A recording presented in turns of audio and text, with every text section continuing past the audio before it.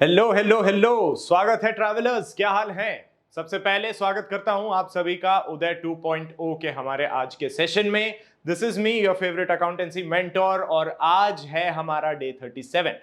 उदय 2.0 बोले तो accountancy for class 11th, right? Basically commerce for class 11, but क्योंकि आप अभी मेरे साथ जुड़े हुए हैं तो this is accountancy for class 11th। तो अकाउंटेंसी फॉर क्लास 11th के 37वें दिन, 37th day of our journey, मजेदार सी जर्नी चली आ रही है। यात्रा करते करते हमने जर्नी में जर्नल कंप्लीट कर दिया था। उसके बाद हमने इंट्रोडक्शन करवाया आपका एक बहुत ही अहम मेंबर से, जो कि अब हमारी फैमिली का ही हिस्सा बन गए हैं, जिनका नाम है GST, goods and services tax, right? हमने उसका इंट्रोडक्शन देखा, हमने ये देखा कि किस तरह से जीएसटी की अकाउंटिंग करी जाती है, रेट्स के बारे में समझा, टाइप्स ऑफ जीएसटी देखे, वेदर इट बी इनपुट और आउटपुट जीएसटी। उसमें भी हमने समझा कि इंट्रा स्टेट ट्रांजैक्शंस के लिए हमारे पास सीजीएसटी, एसजीएसटी होता है, और इंटर स्टेट यानी जब स्टेट की बाउंड्री क्रॉस हो जाए ऐसे ट्रांजैक्शंस के लिए होता है हमारे पास IGST, integrated goods and service tax. तो अब आज हम क्या करने वाले हैं? कहां पहुंची है अब यात्रा? जर्नल तो आपने समझ लिया, ठीक है। अब जर्नल जैसा कि आपने देखा करती क्या है? It records the day to day transactions of a business. मैंने आपको यह समझाया कि जर्नल एक तरह से हम कह सकते हैं एक बिजनेस की लैंग्वेज है। The way the business communicates what transactions occurred during the year.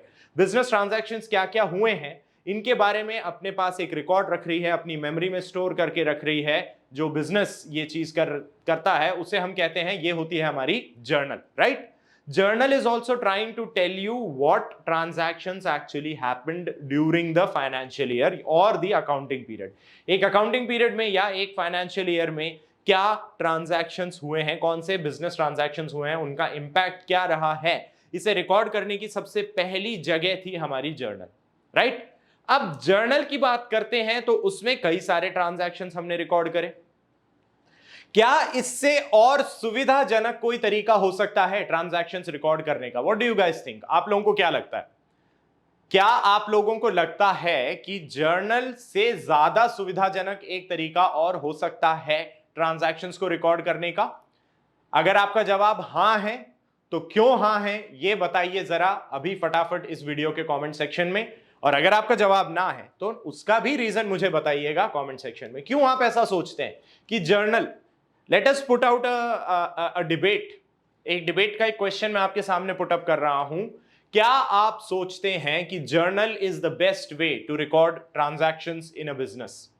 This is our question, ठीक है। डिबेट होता है ना, जिसमें एक पार्टी फॉर में बोल रही होती है, दूसरी पार्टी अगेंस्ट में बोल रही होती है। चलो वैसा कुछ चालू करें, इंटरेस्टिंग सा कॉन्सेप्ट है। तो आप लोग फटाफट कमेंट सेक्शन में जाके फॉर या अगेंस्ट कमेंट करके मुझे बताइए, क्या आपको यह लगता है कि journal is the best way to record transactions? Okay, चलिए। तो ये तो हमने पुटअप कर दिया एक क्वेश्चन। अब हर बार की तरह जब मैं आपसे कोई सवाल पूछता हूं तो बारी ये भी तो आती है कि मैं उसके जवाब भी देता हूं। जवाब ही आज के सेशन में आपके लिए लेके आया हूं, और वो जवाब हमें कहां से मिलेंगे? वो जवाब हमें मिलेंगे जनाब इधर से। जो आज का हमारा डिस्कशन टॉपिक है that is subsidiary books part 1। हम आज देखने जा रहे हैं सब्सिडियरी बुक्स का इंट्रोडक्शन, उनकी आवश्यकता क्यों है और क्या है उनके advantages, what are the advantages of preparing subsidiary books. अब सबसे पहला सवाल, क्योंकि सब्सिडियरी तो सबसे पहले मैं आपसे यह पूछना चाहता हूं कि क्या आप लोग जानते हैं सब्सिडियरी का क्या मतलब होता है? सोच के देखना एक बार, थिंक अबाउट इट, 2 मिनट एक बार इस पे विचार कीजिए कि सब्सिडियरी बुक्स अगर मैं आपसे कहता हूं, या सब्सिडियरी ये वर्ड जो है इसका क्या मतलब होता है? क्या कोई बता सकता है मुझे? क्या कोई बता सकता है व्हाट सब्सिडियरी मींस? थोड़ा सा इकोनॉमिक्स या थोड़ा सा बिजनेस स्टडीज की अगर बात करें तो हम प्राइमरी, सेकेंडरी, टर्शरी सेक्टर्स के बारे में समझते हैं, पढ़ते हैं, राइट? तो कुछ कुछ वहीं से हम हल्का सा कॉन्सेप्ट उठा के यहां बात करेंगे।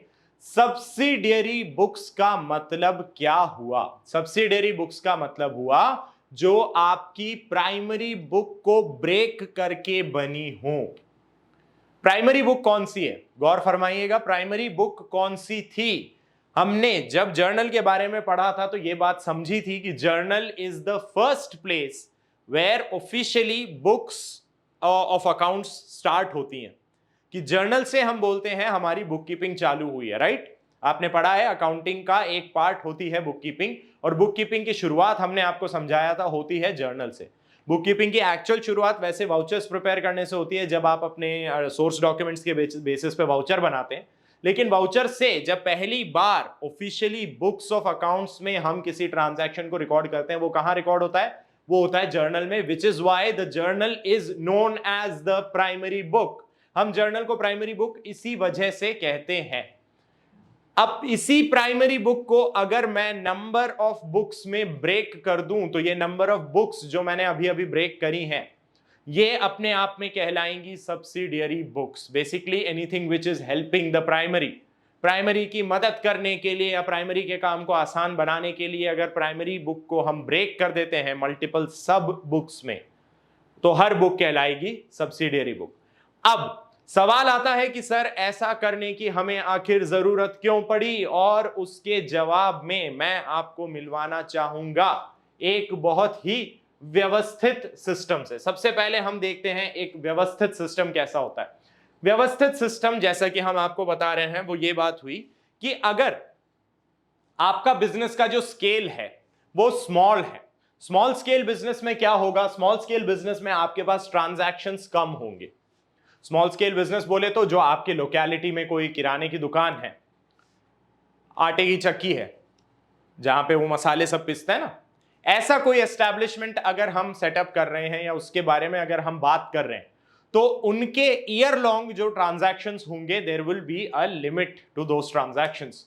दिन के ट्रांजैक्शंस की लिमिट होगी, महीने के ट्रांजैक्शंस लिमिटेड होंगे, साल के ट्रांजैक्शंस लिमिटेड होंगे, क्योंकि उनका एक सेट कस्टमर बेस है कि भाई आपके एरिया की दुकान है किराने की, तो उस एरिया में रहने वाले रेगुलर्स वहां जरूर जाएंगे। आते जाते कोई राह चलता, भाई किसी को एकदम से जरूरत पड़ गई कुछ किराने के सामान की, तो उन्होंने भी रुक के चलो खरीद लिया।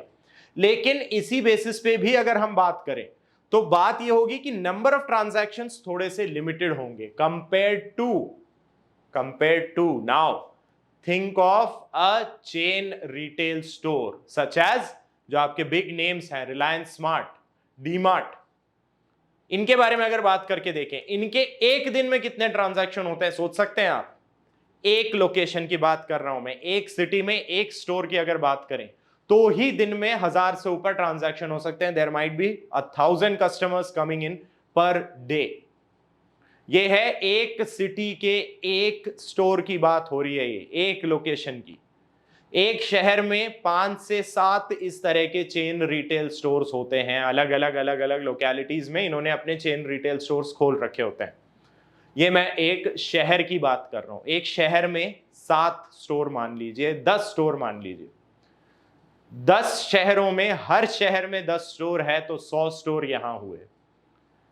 अभी मैंने एक स्टेट की बात भी नहीं करी है, मैं एक स्टेट पे भी नहीं पहुंचा हूं, मैं सिर्फ 10 सिटीज की बात कर रहा हूं।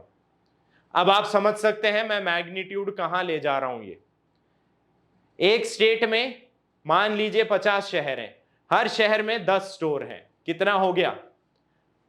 50 इंटू 10, एक स्टेट में 500 स्टोर हुए। इस तरह के 28-29 राज्य आपके हैं, मल्टीप्लाई कर लो कितना आया? 500 इंटू, मान लीजिए अगर हम बेसिक उस पे बोलते हैं 29 को राउंड ऑफ करके हम बात करें, 30 की बात करें, 500 इंटू 30 कितना होता है पता है? 15,000 स्टोर। और हर स्टोर में अगर एक दिन में 1000 छोड़ो 100 कस्टमर भी आ रहे हैं, तो कितना हो गया? 15,000 स्टोर इंटू 100 कितना आता है? कैलकुलेट करके देखो, 15,000 store into 100 is 15 lakh. 15 lakh transaction एक दिन का बता रहा हूं मैं आपको, एक दिन का। साल के 365 दिन काम करने वाली रिटेल स्टोर्स हैं ये, संडे भी वर्किंग होती है, नेशनल हॉलिडेज पे भी होती है, और उन दिन ज्यादा फुटफॉल होता है, कस्टमर ज्यादा आते हैं। और ये मैं सिर्फ कस्टमर्स की बात कर रहा हूं। ट्रांजैक्शन क्या होंगे जब आप गुड्स परचेज करके ला रहे हो? ये तो मैंने सिर्फ सेल की बात करी, गुड्स परचेज हो रहे हैं, गुड्स रिटर्न हो रहे हैं, सेल रिटर्न हो रही है, परचेज रिटर्न हो रही है, बहुत ट्रांजैक्शंस है भाई। हमने अभी उस मैग्नीट्यूड की तो बात ही नहीं करी। अब वो सोचते जाओ कि उसका दायरा, अपनी सोच का दायरा बढ़ा के देखो कि मैं कितने ट्रांजैक्शंस की बात कर रहा हूं। एक दिन में ही जब हमने 15 लाख ट्रांजैक्शन का हिसाब लगा लिया, और वो सिर्फ तब जब हम कस्टमर्स के गुड्स खरीदने की बात कर रहे हैं। 100 कस्टमर आके सामान खरीद के गए, ये बात कर रहा हूं मैं, समझ रहे हो बात? क्योंकि हर बिल का मतलब है नया ट्रांजैक्शन, क्योंकि अलग टाइम हो रहा है तो हर बिल की ट्रांजैक्शन की रिकॉर्डिंग अलग से होगी। नाउ इमेजिन अगर इस तरह के किसी ऑर्गेनाइजेशन को अपनी बुक्स रिकॉर्ड करनी हो या बुक्स में जर्नल एंट्री करनी हो, तो सोच सकते हो उस जर्नल का साइज क्या जा रहा होगा। तो सबसे पहला डिस्कशन हमारा है small business, lesser transactions, manageable journal, large scale business, higher number of transactions, which becomes a problem, क्योंकि तब आपकी जर्नल होगी जी कॉम्प्लिकेटेड। तो स्मॉल बिजनेस में तो देखो ऐसी स्थिति हो सकती है कि बड़े स्मार्टली आप एक हाथ में ही अपनी जर्नल पकड़ के आए कि भैया यही एक किताब है, साल भर के ट्रांजैक्शन ये रहे, ये लो पकड़ो, इससे हिसाब लगा लो क्या आ रहा है, प्रॉफिट है लॉस है। लेकिन जब बिगर बिजनेस की बात करते हैं, उन बेचारों की स्थिति हो जाती है कुछ इस तरह की कि भाई संभाले नहीं संभल रही, कागज उड़ने शुरू हो गए हैं, संभल ही नहीं रहा, एक leaning tower of pizza type सी बन गई है हमारे कि इतने तो हमारे डॉक्यूमेंट्स आ गए, इतने हमारे ट्रांजैक्शंस हैं। करेक्ट। अब यहां पे हम क्या बोलेंगे? Lesser transactions, manageable journal. For example the journal of a departmental store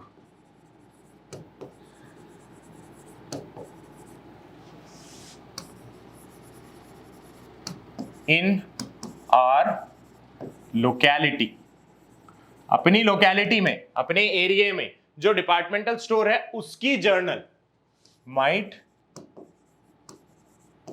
not be so extensive, कि इतनी एक्सटेंसिव जर्नल हो जरूरी नहीं है, छोटी सी जर्नल हो सकती है, लिमिटेड नंबर ऑफ कस्टमर्स हैं, नंबर ऑफ ट्रांजैक्शंस कम है, तो हमारी लोकेलिटी की जो डिपार्टमेंटल स्टोर है उसकी जर्नल छोटी होगी, मैनेजेबल होगी।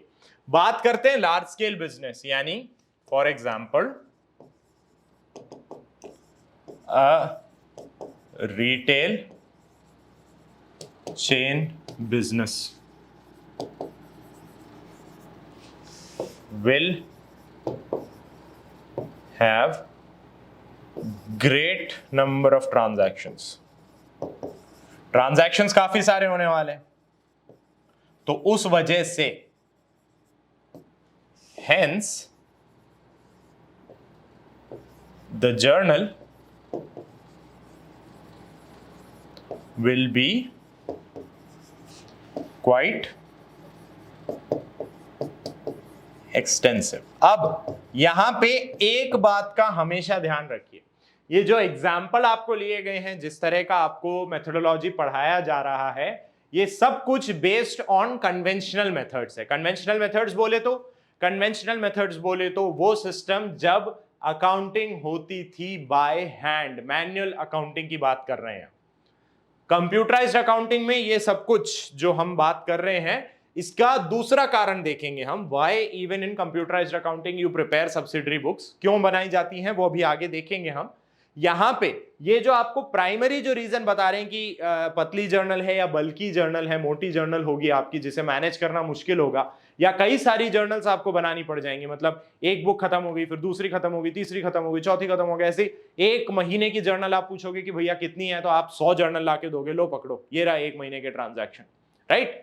So this was the problem when the journals were being made or maintained in a manual method. Manual manner में आप maintain करते थे जर्नल, हाथ से लिख के बनाई जाती थी, ट्रांजैक्शंस मैन्युअली रिकॉर्ड होते थे, तब ये प्रॉब्लम थी कि एक छोटे बिजनेस की जर्नल तो पतली सी होगी, साल भर की हो सकती है, एक ही बुक बने, ज्यादा ज्यादा 2 या 3 बन जाएंगी, लेकिन बड़े बिजनेसेस की एक महीने में ही 5 या 6, 10, 20, 100 जर्नल्स बन सकती थी। तो उनका इधर से उधर ले जाना चेकिंग के लिए, क्योंकि एक प्रोसेस होता है नोन एज ऑडिटिंग, जो आपके चार्टर्ड अकाउंटेंट्स होते हैं, they check your book of accounts कि जो इसमें लिखा गया है वो सच में हुआ है या नहीं हुआ है। आपकी बुक्स की ऑथेंटिसिटी चेक करी जाती है, सच्चाई पता लगाई जाती है कि भाई इसमें जो बोला जा रहा है वो एक्चुअली में हुआ है या नहीं हुआ है। ऐसे बोल के तो नहीं रख सकते कि हाँ मैंने इतना प्रॉफिट कमाया, इसका सबूत कहाँ है प्यारों? तो ये सबूत चेक करा जाता है चार्टर्ड अकाउंटेंट्स द्वारा by a process known as auditing. तो ऑडिटिंग में वो आके चेक करते हैं एक एक बुक। अब एक छोटे बिजनेस में वो आके बैठेंगे, बोलेंगे हाँ साहब बताइए साल भर के ट्रांजैक्शंस, वो 3 बुक लाके दे देते हैं, ये लीजिए सर देख लीजिए। 3 बुक एक दिन में भी चेक हो जाएंगी। बड़े बिजनेस में पहुंचते हैं, वहां बोलते हैं हाँ भाई बताओ साल भर के ट्रांजैक्शन। बोलते हैं साल भर तो रुको, पहले ये लो अप्रैल के 50 किताबें, कि अप्रैल की 50 बुक्स हैं ये जर्नल वाली, अब पहले तो ये जर्नल चेक करो अप्रैल का, मई का हम ढूंढ के ला रहे हैं अभी, फिर मई का ला के रखेंगे, उसके बाद बोलेंगे अब जून का लेके आते हैं, फिर जुलाई का लेके आते हैं। इतने में तो ये भाई बूढ़े हो जाएंगे चेक करने वाले, है ना। तो मैनुअल में this used to be a problem कि बल्कि सिस्टम है, बल्कि जर्नल इधर से उधर ट्रांसपोर्ट करना मुश्किल होगा, चेक करना कॉम्प्लिकेटेड हो जाता है। अब बात करते हैं हम कि नीड क्या आई। अब सब्सिडरी बुक्स जैसा हमने समझा और जैसा मैंने आपको बताया, तो क्या होती हैं, प्राइमरी बुक को हमने ब्रेक कर दिया नंबर ऑफ स्मॉल बुक्स में, छोटी छोटी छोटी कई सारी किताबें बनाई, ये हुई आपकी सब्सिडरी बुक्स। अब इसका कारण क्यों किया, ऐसा क्यों किया, ये तो अभी एक छोटा सा एग्जांपल आपको लेके समझ आ गया कि भाई इतनी बड़ी किताब लेके चले, उससे बढ़िया क्या है छोटी छोटी छोटी छोटी बहुत सारी किताबें हम अलग अलग लेके चले। अब बात करते हैं कि essentially what is the need for your subsidiary books. तो सबसे पहले जो आपकी मेन जर्नल है यानी जो प्राइमरी बुक है उसे ब्रेक किया जाता है। It is divided, division of the journal into sub journals और सब्सिडरी बुक्स, जिसे कहा जाता है also known as day book भी बोल लेते हैं या स्पेशल पर्पस बुक्स भी बोल लेते हैं। अब ये आप समझेंगे क्यों कि इन्हें स्पेशल पर्पस बुक्स क्यों बोला जा रहा है। तो स्पेशल पर्पस बुक इसीलिए बोला जा रहा है क्योंकि वो हर किताब यानी हर सब्सिडरी बुक जो हमने बनाई है वो किसी ना किसी स्पेशल पर्पस को फुलफिल करने के काम आ रही है, किसी ना किसी स्पेशल पर्पस के लिए इस्तेमाल हो रही है। ठीक है, अभी हम देखेंगे एग्जाम्पल आगे कि ये सब्सिडरी बुक्स क्या क्या है, किस किस इस्तेमाल में आती हैं, क्या क्या हमारे पर्पस फुलफिल करती हैं। विल सी दैट, आगे देखते हैं। अब इसका नीड क्यों आया, सबसे पहला point, why we need the subsidiary books, कि हमने जर्नल को डिवाइड क्यों करा नंबर ऑफ बुक्स में, उसका सबसे पहला रीजन ये आपके सामने दिया हुआ है। क्या कह रहा है, better management of financial transactions, कि आपके जो भी बिजनेस ट्रांजैक्शंस हो रहे हैं वो बेटर तरीके से मैनेज हो सके।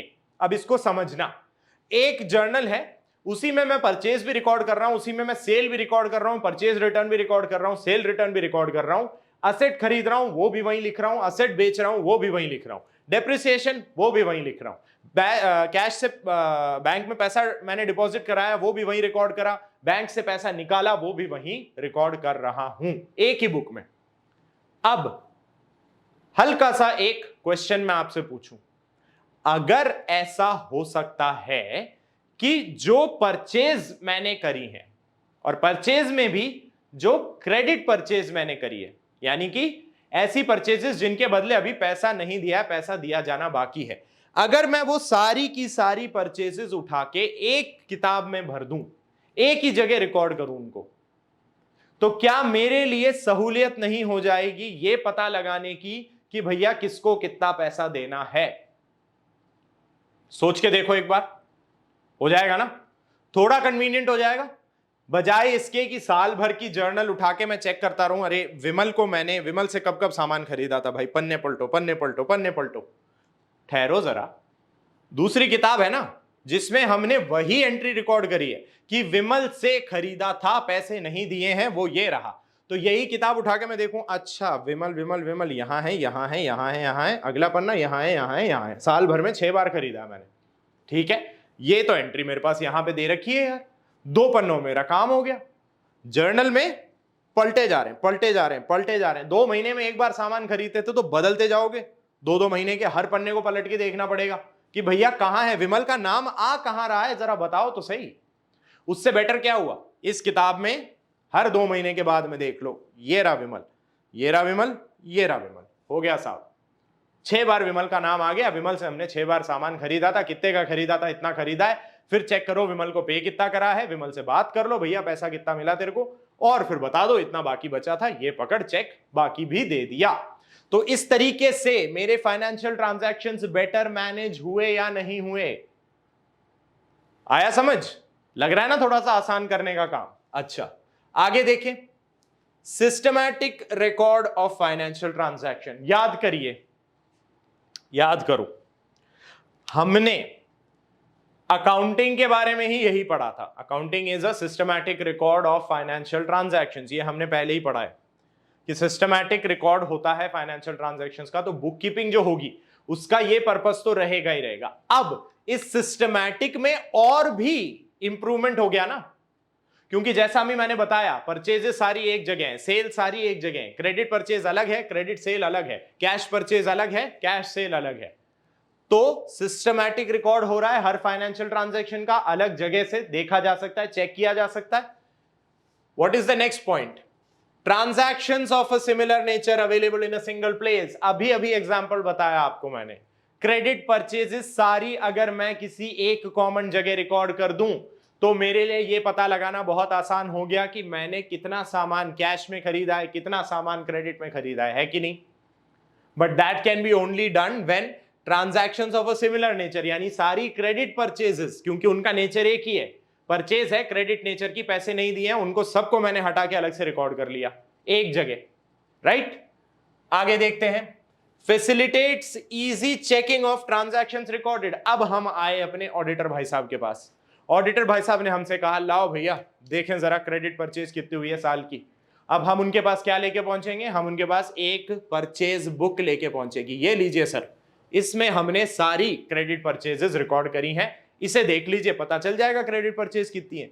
अब की बार ऑडिटर भी खुश, बोले यार वैसे तो तुम इतना बड़ा पोथा लेके आते थे जो तुमसे ही नहीं संभलता था, 10 किताबें 50 किताबें उठा के लाते थे, फिर उसको ऐसे रख देते तो बोलते देख लो इसमें कहाँ है क्रेडिट परचेज। मैं ढूंढ ढूंढ के परेशान हो जाता था।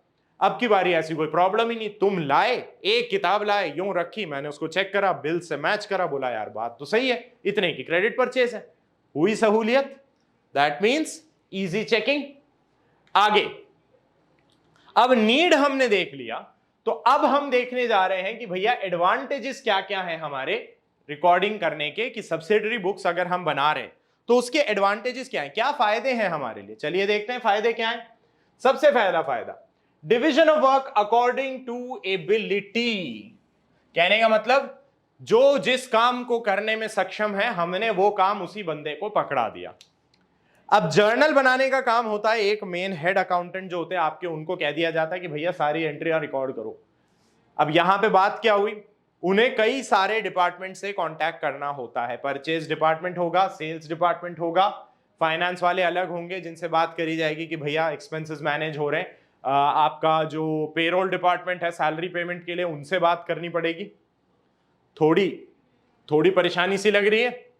तो हमने क्या किया, हमने ये किया कि एक काम करो, परचेज वाले को परचेज से रिलेटेड सब कुछ पता है, तो हम परचेज डिपार्टमेंट मैनेजर या परचेज डिपार्टमेंट के हेड को क्या बोलते हैं, भाई साहब एक काम कीजिए, आप है ना ये परचेज बुक रखो, इस परचेज बुक में जब जब आप सामान खरीद रहे हैं, कैसा सामान, क्रेडिट पे जब जब सामान खरीद रहे हो इसमें रिकॉर्ड कर लेना, हो गया काम। क्योंकि सामान खरीदोगे आएगा तुम्हारे पास ही, तुम ही परचेज रिक्विजिशन यानी परचेज ऑर्डर इशू करते हो कि इतना सामान खरीदना है। ये कौन बोल रहा है, आप ही बोल रहे हो ना। तो एक काम करो, आप ये रजिस्टर रखो, ये बुक रखो, इसमें रिकॉर्ड करते चलो कि किससे कितना सामान खरीदा। इसी तरह सेल्स वाले को बोला, बेचते तुम ही हो, क्रेडिट पे हो चाहे कैश पे हो। कैश वाला हम कैशियर को बोल रहे हैं, कैशियर संभालेगा कैश से रिलेटेड सारा काम, क्रेडिट वाला काम तुम संभालो, क्योंकि तुम्हारी स्पेशलिटी है, तुम सेल्स हेड हो, तुम सेल्स मैनेजर हो। तो जब जब सेल कर रहे हो क्रेडिट के बेसिस पे, तो एक काम करो, इसमें एंट्री करते चलना, मेरा काम हो गया। अकाउंटेंट चिल मार के बैठेगा एकदम ऐसे, एकदम टेबल पे पैर रख के, पीछे कुर्सी पे होके एकदम से बैठे आराम से, कि भैया साल के एंड में सारा हिसाब किताब लगा लेंगे, अभी सब अपना काम करो, क्योंकि डिविजन ऑफ वर्क करना मेरे लिए आसान हो गया है, सहूलियत वाला काम हो गया। इस डिवीजन के साथ एक चीज और आती है, क्या बोल रहा है, Swift completion of work with increased efficiency. क्योंकि अब जो बंदे काम कर रहे हैं उन्हें वो काम पता है, तो फट से काम कर लेंगे। लेकिन उसके साथ में आती है अकाउंटेबिलिटी। अकाउंटेबिलिटी का मतलब पता है क्या है? अकाउंटेबिलिटी का मतलब होता है रिस्पॉन्सिबिलिटी, मतलब people working can be held responsible. भाई जो बुक जो बना रहा है, मैं उसी से तो जाके जवाब मांगूंगा अगर उस बुक में कोई गड़बड़ आ गई। परचेज बुक मेंटेन कर रहा था परचेज मैनेजर, अगर उसमें कोई ऊंच नीच है तो मेरे को जाके किसको पकड़ना है, सबसे पहले मैं किसको धरूं? मैं धरूंगा जाके परचेज मैनेजर को, कि बता क्या गड़बड़ करी थी, किस नींद में था, कहां खोया हुआ था, किसके ख्यालों में खोया हुआ था, जिसके चक्कर में परचेज बुक में गड़बड़ आ गई है, साफ साफ बताओ मुझे। यही बात बोल सकता हूं मैं उसको। यही काम मैं सेल्स वाले को भी पकड़ के कर सकता हूं कि भाई तुमने क्या ऐसा कांड करा है कि सेल्स मैच नहीं हो रही है मेरी, क्यों नहीं मैच हो रही। अब मुझे पता है ना the person who is responsible, किसने बनाई थी, उसी के जाके पूछूंगा मैं जवाब कि बताओ इस सवाल का जवाब दो मुझे, कैसे गड़बड़ आ रही है यहां पे है। चलिए, second part is easiness in posting. अब पोस्टिंग क्या होती है? पोस्टिंग होती है जब आपको जर्नल से ट्रांजैक्शन से लेजर में ट्रांसफर करने होते हैं। याद आ रहा है? क्लासिफिकेशन का एक कॉन्सेप्ट हमने पढ़ा था। अकाउंटिंग का एक प्रोसेस है क्लासिफाइंग। क्लासिफाइंग में हमने समझा था कि नेचर ऑफ ट्रांजैक्शन के बेसिस पे हम उन्हें अलग अलग अलग हटाते जाते हैं। तो वो क्लासिफाइंग वाला प्रोसेस जो होगा वो आसान हो जाता है with the help of this, क्योंकि अब सारी परचेजेस आपकी अलग से आ रही हैं। क्रेडिट परचेज अलग दिख रही हैं, क्रेडिट सेल अलग दिख रही हैं, तो जब इनको उठा के लेजर में रखना होगा that posting becomes easy. Okay, जैसा कि यहां लिखा भी है, posting the transaction into ledger becomes easier. क्यों? क्योंकि transactions of identical nature available at the same place. Instead of individual transactions being posted to ledger, total of subsidiary book can be posted directly. अगला आता है easiness of checking. Again वही जो need थी वही advantage बन जाता है। सब्सिडरी बुक्स बनाने की जरूरत क्यों थी? यही सारी चीजें थी कि आसानी से रिकॉर्ड हो जाए, तो आसानी से रिकॉर्ड होगा तो आसानी से पोस्ट भी हो जाएगा। दूसरी बात, आसानी से चेक हो सके, facilitates easy and fast checking of financial information. तो अब वही आ गया उसका एडवांटेज कि कोई भी इरेगुलरिटी अगर होगी इन द अकाउंट्स, तो recording of transaction in separate books facilitates detection of such errors. इससे क्या होता है? टाइम और एफर्ट बच जाता है कि कोई गलती हो रही है, ढूंढने में आसानी हो जाएगी, ढूंढने में आसानी हो जाएगी और उस ढूंढी हुई गलती को ठीक करना भी हमारे लिए आसान हो जाएगा। ठीक है, अगला आता है प्रोटेक्शन फ्रॉम फ्रॉड्स। फ्रॉड क्या होता है बता सकता है कोई मुझे? Fraud is intentional error. देखो, गलती हो सकती है इंसान से गलती होती है। हम कहते भी हैं, इंग्लिश में इसके लिए एक प्रोवर्ब है, टू एरर इज ह्यूमन, यानी एरर होना ह्यूमन नेचर है। लेकिन जानबूझ के अगर किया जाए, इंटेंशनली अगर आप किसी तरह की कोई गड़बड़ करते हैं, दैट अमाउंट्स टू फ्रॉड। वो है झूठ, फरेब, मक्कारी, गबन करना पैसे का, ये सब फ्रॉड के अंडर आते हैं। तो अब बात क्या हुई? पहला पॉइंट क्या कहता था? Division of work. अगर सब कुछ एक ही बंदे के हाथ में हो, एक कॉन्सेप्ट बोलते हैं ना, too much power is also a bad thing. बहुत ज्यादा शक्तियां होना भी गलत होता है, क्योंकि फिर शक्तियों का मिसयूज होता है। तो टू मच पावर ही है ये। अगर एक बंदे को बोलता हूं कि भैया सारा काम तुम करोगे, तो उस बंदे के लिए आसान है किसी भी तरह का झोल झाप करना, कि वो किसी भी तरह का उलटफेर कर सकता है बुक्स में। बजाय इसके मैं क्या कर रहा हूं? I am asking number of people, बहुत सारे लोगों को, और हर काम को चेक करने की भी बात होती है कि तुम करोगे, तुम्हारा कोई और चेक करेगा। अब यहां पे ये फंस गया। यहां पे अगर गड़बड़ करी, संभावना है दूसरा बंदा उस गड़बड़ को ढूंढ के निकाल देगा और लाके बता देगा मैनेजमेंट को कि साहब इसमें ये गड़बड़ आ रही है, देखो जरा। समझ रहे हो बात? तो डिविजन ऑफ वर्क से ये काम हो गया ना। रिस्पॉन्सिबिलिटी होगी, पहली बात अकाउंटेबिलिटी है, सवाल पूछेंगे, जवाब देना पड़ेगा, जवाब मांगा जाएगा। जैसा वो बोलते हैं, क्या बोलते हैं, the nation wants to know, वैसी वाली बात हो जाएगी। यहां अकाउंटेबिलिटी है। तो फ्रॉड करना क्यों मुश्किल हो गया? सिंगल जर्नल का मतलब होता सिंगल पर्सन इंचार्ज, उसके लिए फ्रॉड आसान है। लेकिन मल्टीपल बुक्स में डिविजन ऑफ वर्क है, which reduces the chances of fraud being committed. इसके साथ ही आप एक इंटरनल चेक सिस्टम और लगा सकते हो। इंटरनल चेक अभी मैंने आपको बताया कि एक बंदे का किया हुआ काम,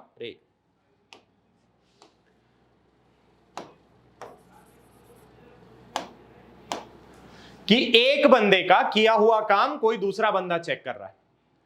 जिसने काम किया उसी से चेक नहीं करवा रहे। बिल्कुल वैसे जैसे आपकी आंसर शीट आपके टीचर्स चेक करते हैं। अगर आपकी आंसर शीट मैंने आप ही से चेक करवाई, तो गारंटी मार के बोलता हूं सबके सब 100% मार्क्स लेके आओगे, क्योंकि वो हो गया फ्रॉड। इतनी ईमानदारी इंसान में होती नहीं है, सिंपल सी बात है, समझो। इंसानी बिहेवियर की बात समझो। ये इंसान इतना ईमानदार है ही नहीं आज के समय में। मेरा काम मैं ही चेक करूंगा तो पक्का है गड़बड़ करूंगा ही करूंगा। लेकिन मेरा काम कोई और चेक करेगा तो गड़बड़ करने वाला धरा जा सकता है। करेक्ट? चलिए, and the last point is full information available at one place. अब जैसा मैंने बात किया, आपको बताया कि क्रेडिट परचेजेस सारी एक जगह है, क्रेडिट सेल सारी एक जगह है, इसी तरह खर्चों का भी रिकॉर्ड हम एक जगह मेंटेन करते हैं। तो मैनेजमेंट के लिए क्या होता है, डिसीजन मेकिंग के काम आसान हो जाते हैं। कैसे भाई? खर्चे सारे एक जगह पता है, या एक नेचर के खर्चे सारे आपको एक जगह दिख रहे हैं, तो आप ऐसे बैठ के देख सकते हो, एडवर्टाइजमेंट में हमने इतना खर्चा किया है, क्या हमें इसके बदले में रिटर्न मिला है? सोचो सोचो। फिर वही बात आती है, कुछ तो गड़बड़ चल रही है, कुछ तो गड़बड़ चल रही है, तो फिर इस गड़बड़ का क्या हिसाब लगाया जाए? इस गड़बड़ का हिसाब लगाना मैनेजमेंट का काम होगा, जो कि आसान हो जाएगा, बिकॉज अब उन्हें पता है इस नेचर का ट्रांजैक्शन ये रहा हमारे सामने, टोटल हमारे सामने है, क्या हो रहा है, क्या ऊंच है, क्या नीच है, सब देख के हम डिसाइड कर सकते हैं एज मैनेजमेंट कि क्या किया जाना चाहिए इस स्थिति को सुधारने के लिए। ठीक है? चलिए, तो ये तो था हमारा introduction, need and advantages of subsidiary books. Okay, अब बढ़ चलते हैं हमारे सेकेंड पार्ट पे, सब्सिडियरी बुक्स पार्ट 2, जहां पे हम देखेंगे टाइप्स ऑफ सब्सिडियरी बुक्स की क्या क्या टाइप्स होती हैं सब्सिडियरी बुक्स की। तो शुरुआत करते हैं, सबसे पहले समझते हैं कि हमारी पहली सब्सिडियरी बुक कौन सी होने वाली है। लेट अस सी, ये है आपकी सब्सिडियरी बुक्स, हमने ग्राफिकली प्रेजेंट करने की कोशिश की। The first subsidiary book that we will read about is, yes you read it right, आपकी कैश बुक। अब कैश बुक का क्या मतलब है, नाम से सोच के देखो, जहां पे कैश से रिलेटेड ट्रांजैक्शंस हम रिकॉर्ड करेंगे। ठीक है? अच्छा सर, सेकंड आई हमारी परचेज बुक। परचेज बुक अभी अभी आपने समझाई थी, क्रेडिट परचेजेस, यानी वो परचेज जिनके बदले में आपने पैसे नहीं दिए हैं। Sales book, sir sales book क्या करेगी? सोचो, परचेज बुक में अगर क्रेडिट परचेज है तो सेल्स बुक में आपकी क्रेडिट सेल्स आ जाएंगी, यानी वो सेल्स जिनके बदले आपको पैसे नहीं मिले हैं। अगली बुक क्या आई? सर परचेज है तो उसके साथ में उसका कोरोलरी या ऑपोजिट आता है परचेज रिटर्न, मतलब जो गुड्स खरीदे थे हमने वापस भेज दिए हैं, उन्हें रिकॉर्ड करते हैं परचेज रिटर्न में। इसी तरह अगर सेल्स थी तो साथ में आपकी सेल्स रिटर्न इसके आगे आएगी, ये रही आपकी आएगी सेल्स रिटर्न बुक भी। एक होगी आपकी bills receivable book. Bills receivable book का मतलब ये होता है, क्या होता है बिल्स रिसीवेबल? जिनसे आपको पैसे मिलने थे, उन्होंने आपको एक वादा करा, उन्होंने आपको एक वादा ये करा कि भैया टेंशन मत लो, अभी हमारे पास पैसे नहीं है, हम 3 महीने बाद आपको पैसे दे देते हैं। लेकिन क्या आप ये वादा ऐसे ही मान लोगे? वर्बली, देखो इंडिया में वर्बली बहुत काम होते हैं लेकिन फायदा कुछ नहीं होता। हर 5 साल में हर सरकार कुछ ना कुछ वादे करती है और 5 सालों में वो वादे पूरे नहीं होते। तो इंडियंस को ये आदत बहुत अच्छे से पता है कि भैया बोला हुआ कुछ नहीं, बोला हुआ तो हम मानेंगे ही नहीं, हमें ये चीज लिख के दो, लिख के देना पड़ेगा भाई साहब। तो लिख के कैसे देंगे? उसको कहा जाता है बिल रिसीवेबल। यानी आप अपने डेटर को बोलते हैं, हाँ ठीक है तुम 3 महीने बाद दे रहे हो पैसे, बोल रहे हो अच्छी बात है, लेकिन भैया लिख के दो, और लिख के आप ही देते हैं। आप उसमें लिखते हैं कि ये बंदा मुझे 3 महीने बाद पैसे देने का वादा करता है, ले भैया साइन कर। फिर आपका डेटर उस पर साइन कर देता है हताश मन से कि अरे यार चलो ठीक है बोल दिया, आप क्या कर सकते हैं। तो अब ये आपके लिए हो गया बिल रिसीवेबल। लेकिन इंडिया में जैसे को तैसा भी चलता है। जैसे को तैसे का मतलब हुआ, अगर आपके पास बिल रिसीवेबल बुक होगी तो बिल पेएबल बुक भी होगी, क्योंकि आपका क्रेडिटर आपके साथ भी यही काम करेगा। आप उससे सामान खरीदते हैं, बोलते हैं अरे भाई तुम मुझे जानते हो, टेंशन की क्या बात है, 3 महीने बाद पैसे दे दूंगा। वो भी आपको यही बात बोलने वाला है, आप बहुत अच्छे इंसान हैं, मैं मानता हूं, लेकिन भाई साहब रुक जाइए, जरा इस बिल पे साइन करके बोल दो कि हाँ 3 महीने बाद दे दूंगा, यहां दस्तखत कर दो, फिर मेरे को कोई टेंशन नहीं है ना। तो यही हुआ ना, जैसे को तैसा। डेटर के साथ तुम करोगे, क्रेडिटर तुम्हारे साथ वैसा करेगा। ठीक है, कोई बात नहीं। अच्छा, अब ये तो बन गई 1 2 3 4 5 6 7 किताबें आ गई। क्या इसके अलावा भी कोई ये किताब होनी चाहिए? देख के देखो जरा, आपके पास इतने ट्रांजैक्शंस हैं, इसके अलावा भी कोई ट्रांजैक्शन होता है क्या? सोचो सोचो, एक ट्रांजैक्शन बताऊं, अगर आपने असेट क्रेडिट पे खरीदी है, कहां रिकॉर्ड करोगे? कैश में तो आ नहीं सकती क्योंकि कैश में नहीं खरीदी है। परचेज बुक में आ नहीं सकती क्योंकि परचेज बुक में आते हैं गुड्स के परचेज, असेट का परचेज नहीं आता। तो असेट का परचेज फॉर क्रेडिट कहां दिखाओगे? कहीं नहीं दिखा सकते इन बुक्स में से। रुको जरा, सब्र करो, किसने कहा नहीं दिखा सकते? बिल्कुल दिखा सकते हैं। उसके लिए है आपकी journal proper. Yes my friends, ये होती है आपकी रेसिडुअल बुक। रेसिडुअल बुक का क्या मतलब होता है? जो कहीं नहीं आ रहा वो यहां आएगा भाई। ऐसे ट्रांजैक्शंस जो इन पहली 7 बुक्स में नहीं आते हैं उन्हें उठा के हम पटक देते हैं हमारी जर्नल प्रॉपर में। ठीक है, चलिए अब इनका एक एक करके देखते हैं, छोटा सा इंट्रोडक्शन। तो सबसे पहले आती है आपकी कैश बुक।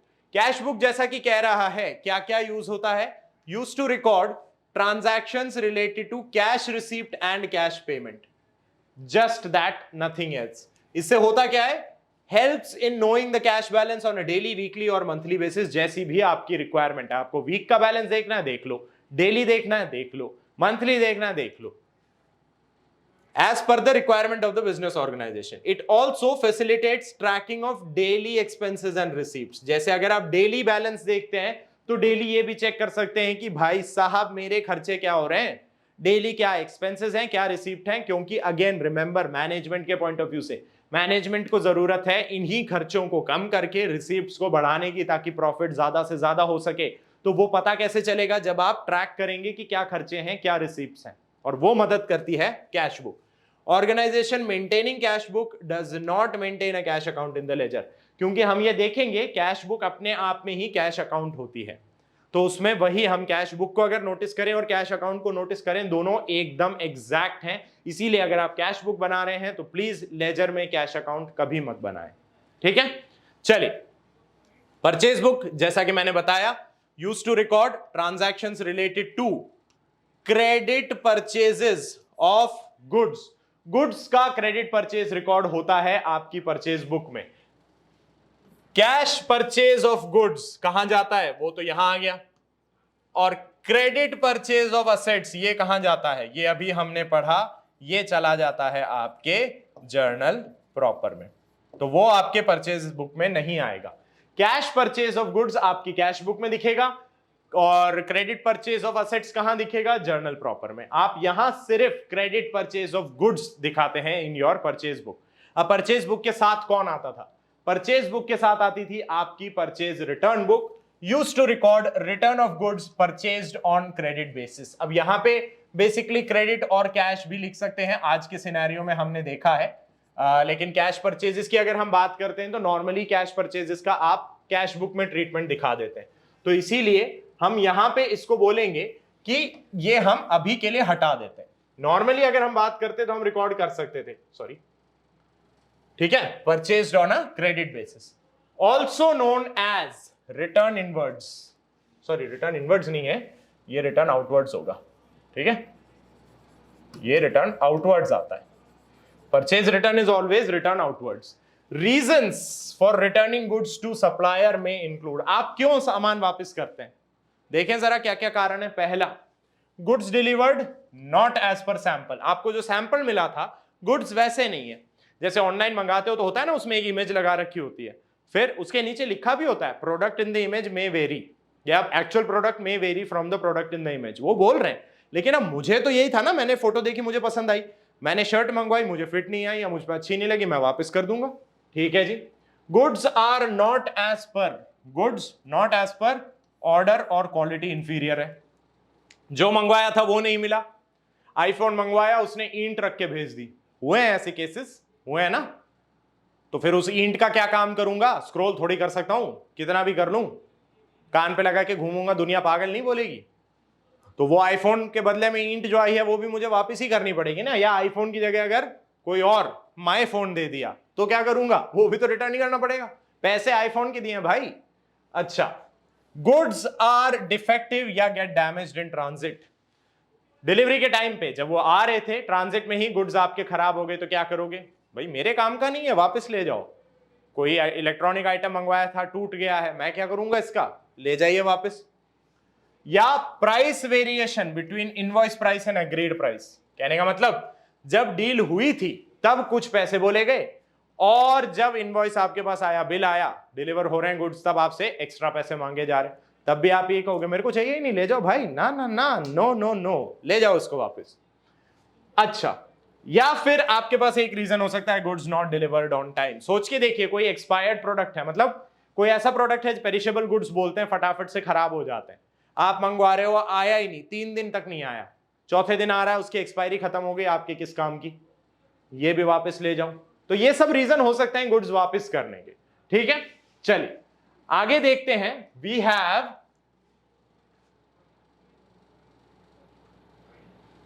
हमारे पास है पहले सेल्स बुक। अब सेल्स बुक का क्या काम हुआ? Use to record all transactions pertaining to credit sale of goods. Cash sale of goods are not recorded in the sales book. Cash sales कहां जाती है? ये आ जाती है भैया कैश बुक में। कैश सेल्स को कैश बुक में रिकॉर्ड कर दिया, बात खत्म हो गई। सेल्स रिटर्न बुक क्या करेगी? Use to record return of goods sold on credit. इसे कहा जाता है रिटर्न इनवर्ड्स। वो पीछे थोड़ा सा मिस टाइप हो गया था, रिटर्न आउटवर्ड्स है, परचेज रिटर्न रिटर्न आउटवर्ड्स होता है क्योंकि गुड्स हाथ से जा रहे हैं। सेल्स रिटर्न में गुड्स वापस अंदर आ रहे हैं तो हम बोलते हैं रिटर्न इनवर्ड्स। तो सेल्स बुक में सारे क्रेडिट सेल्स रिकॉर्ड कर लेंगे और सेल्स रिटर्न बुक में जो क्रेडिट सेल करी थी और वापस आ गई है हमारे पास, वो रिकॉर्ड कर लेंगे। चलिए अब पीछे कौन सी और बुक्स देखी थी? 3 और बुक्स थी। Bills receivable, use to record the details of bills receivable कि भैया कितने डेटर्स से कितना पैसा मिलने वाला है, कितने डेटर्स ने ये बिल एक्सेप्ट कर लिया कि 3 महीने बाद, 4 महीने बाद, जितने भी महीने बाद पैसे देंगे, और कितने क्रेडिटर्स को हमने ये कहा कि 3 महीने बाद, 4 महीने बाद पैसे दे देंगे। They are recorded in the bills payable book. अगला क्या आया? Last and final is the journal proper, जिसको हमने पहले ही कहा ये रेसिडुअल बुक है। Use to record the transactions that are not recorded in any of the above mentioned books. अभी पीछे 7 किताबें देखी, उनमें कहीं भी रिकॉर्ड ना हो सकने वाले ट्रांजैक्शन कहां आ जाएंगे? जर्नल प्रॉपर में। जैसे कि depreciation on fixed asset, credit purchase of fixed asset, cash discount received या अलाउड, ये सब कुछ रिकॉर्ड होता है कहां पे? आपकी जर्नल प्रॉपर में। इसीलिए उसे कहा जाता है रेसिडुअल बुक कि सब हटा दो, बाकी सब कुछ रिकॉर्ड कर दिया, बचे हुए यहां रिकॉर्ड कर लो भैया। ठीक है, तो आज के हमारे सेशन में हमने क्या क्या देख लिया कि सब्सिडरी बुक्स की जरूरत क्यों पड़ी, उनके फायदे क्या हैं, और एक बिजनेस में किस किस तरह की सब्सिडरी बुक्स नॉर्मली यूज में ली जाती हैं। अब इन्हीं सब्सिडरी बुक्स की पहली बुक के साथ हम शुरुआत करेंगे, that is the cash book. वो होगा अपने अगले सेशन में। अभी के लिए आज के सेशन में आपके लिए लेके आया हूं मैं अपना प्यारा सा मोटिवेशनल सेशन। और यहां पे देखिए, because I am a fitness freak, तो मैं वैसा ही कुछ मोटिवेशन आपके लिए लेके आया हूं। और ये मोस्टली हर जिम में लगा हुआ दिख जाएगा ये पोस्टर आपको, जो सिर्फ एक ही बात कहता है, don't stop when it hurts, stop when you are done. इसका मतलब तकलीफें आती हैं तब नहीं रुका जाना चाहिए। आपकी कामयाबी हासिल हो जाए तब तक कोशिश करें, तब तक एफर्ट लगाएं। Because when you working out ऐसा होता है, आप एफर्ट लगा रहे होते हो, ऐसा होता है अंदर से थकान महसूस होती है, दर्द शुरू होता है बॉडी में, मसल्स पेन कर रही होती हैं, लेकिन you are not suppose to stop at that time. You suppose to stop when you have finished your repetitions. आपके जो रेप्स आपको लगाने हैं वो कंप्लीट कर लिए, उसके बाद रुकें, क्योंकि तब उसका इंपैक्ट दिखेगा फिजिक पे। दर्द कर रहा है उसमें छोड़ दिया, पहले दिन गए थे जिम, हाँ भाई जोश में चले गए, न्यू ईयर रेजोल्यूशन लेके कि चलो चलो चलो फटाफट सेहत बनाएंगे सेहत बनाएंगे, गए पहले दिन, ट्रेनर ने अच्छे से एक्सरसाइज करवाई, शाम तो आए तो कोई प्रॉब्लम नहीं थी, उसके बाद रात को सोए, अगले दिन सुबह बिस्तर से खड़े नहीं हुआ जा रहा, क्योंकि इतने सालों में पहली बार शरीर से ऐसी मेहनत करवाई थी। तो शरीर ने अगले दिन बोल दिया, बोला भैया ये कुछ ज्यादा हो गया है। और हमने क्या करा, अरे यार दर्द है, 1 जनवरी तो थी, हो गया काम, 2 जनवरी से वापस अपनी पुरानी रूटीन लाइफ। नहीं, that is supposed to happen. So that is why they say don't stop when it hurts, stop when you are done. जब पूरा काम हो जाए उसके बाद अपने एफर्ट बंद करें। बीच में अड़चने आ रही हैं, तकलीफें आ रही हैं, नहीं रुकना है, हमें चलते जाना है। ठीक है, तो इसी तरह का प्रॉमिस आप सभी से मैं चाहता हूं कि सर हम इस जर्नी में आपके साथ चलते जाएंगे, थकेंगे, हारेंगे, बैठेंगे, खाना खाएंगे, पानी पिएंगे, दोबारा उठ के चलेंगे, कोई दिक्कत नहीं है। ठीक, चलिए विद दैट बीइंग सेड आज के सेशन को रोकते हैं यहीं पे। बहुत बहुत शुक्रिया हमारी प्यारी इजीली फैमिली का पार्ट बनने के लिए। याद रखिएगा, प्रैक्टिस करते रहिए, रिवीजन करते रहिएगा, और ये सब कुछ कीजिएगा एक प्यारी सी मुस्कान के साथ। मिलेंगे बहुत ही जल्दी आप लोगों से। This is me your accountancy mentor signing off. ध्यान रखिए अपना, अपनों का और अपनी सेहत का। अगले सेशन तक के लिए दिस इज बाय बाय, टाटा एंड लव यू ऑल.